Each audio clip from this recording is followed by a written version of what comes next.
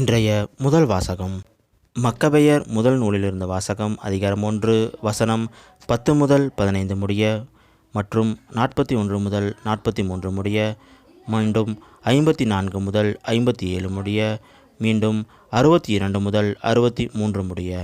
அவர்கள் நடுவிலிருந்து பொல்லாத வழிமரபினன் ஒருவன் தோன்றினான். அவன் மன்னர் அந்தியோக்கின் மகன் அந்தியோக்கி எபியான் ஆவான். முன்பு ரோமையில் பிணை கைதியாக இருந்த அவன் கிரேக்க பேரரசின் 137ஆம் ஆண்டு ஆட்சி செய்ய தொடங்கினான். அக்காலத்தில் இஸ்ரேலில் தீ நெறியாளர் சிலர் தோன்றி, வாருங்கள், நம்மை சுற்றிலும் இருக்கும் வேற்றினத்தாரோடு நாம் உடன்படிக்கை செய்து கொள்வோம். ஏனெனில் நாம் அவர்களை விட்டு பிரிந்ததிலிருந்து நமக்கு பல வகை கேடுகள் நேர்ந்துள்ளன என்று கூறி மக்கள் அனைவரையும் தவறான வழியில் செல்ல தூண்டினர். இது அவர்களுக்கு ஏற்புடையதாயிருந்தது. உடனே மக்களுள் சிலர் ஆர்வத்தோடு மன்னனிடம் சென்றனர்.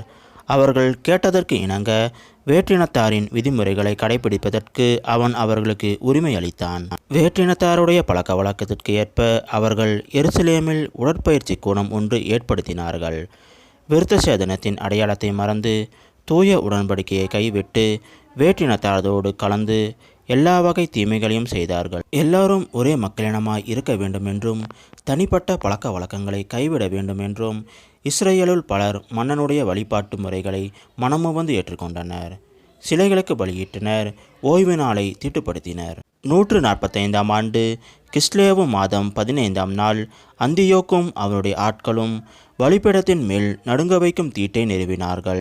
யூதேயாவின் நகரங்களெங்கும் சிலை வழிபாட்டுக்கான பீடங்களை கட்டினார்கள். வீட்டு கதவுகளுக்கு முன்பும் வீதிகளிலும் தூபம் காட்டினார்கள்.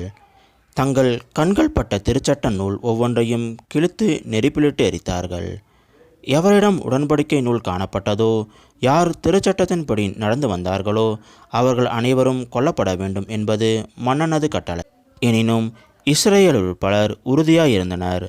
தூய்மையற்ற உணவுப் பொருட்களை உண்பதில்லை என்று தங்களுக்குள் முடிவு செய்து கொண்டனர். உணவுப் பொருட்களால் தங்களை தீட்டுப்படுத்தி கொள்வதை விட, தூய உடன்படிக்கையை மாசுபடுத்துவதை விட சாவதே சிறந்தது என்று கருதினர். அவ்வாறே இருந்தனர். இது ஆண்டவர் வழங்கும் அருள்வாக்கு. இறைவா, உமக்கு நன்றி.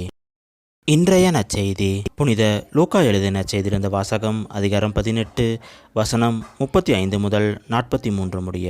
அக்காலத்தில் இயேசு எரிகோவை நெருங்கி வந்தபோது பார்வையற்ற ஒருவர் வழியோரமாய் உட்கார்ந்து பிச்சை எடுத்து கொண்டிருந்தார். மக்கள் கூட்டம் கடந்து போய் கொண்டிருந்ததை கவனித்த அவர், இது என்ன என்று வினவினார். நாசரேத்து இயேசு போய் கொண்டிருக்கிறார் என்று அவருக்கு தெரிவித்தார்கள். உடனே அவர், இயேசுவே, தாவீதின் மகனே, எனக்கு இரங்கும் என்று கூக்குரலிட்டார். முன்னே சென்று கொண்டிருந்தவர்கள் அமைதியாய் இருக்குமாறு அவரை அதட்டினார்கள். ஆனால் அவர், தாவீதின் மகனே, எனக்கு இரங்கும் என்று இன்னும் உரக்க கத்தினார். இயேசு நின்று அவரை தம்மிடம் கூட்டிக் கொண்டு வரும்படி ஆணையிட்டார்.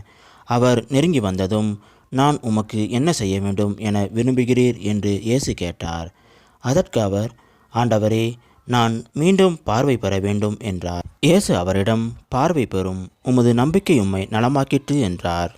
அவர் உடனே பார்வை பெற்று கடவுளை போற்றி புகழ்ந்து கொண்டே இயேசுவை பின்பற்றினார். இதை கண்ட மக்கள் யாவரும் கடவுளை புகழ்ந்தனர். இது கிறிஸ்து வழங்கும் நற்செய்தி. கிறிஸ்துவே, உமக்கு புகழ்.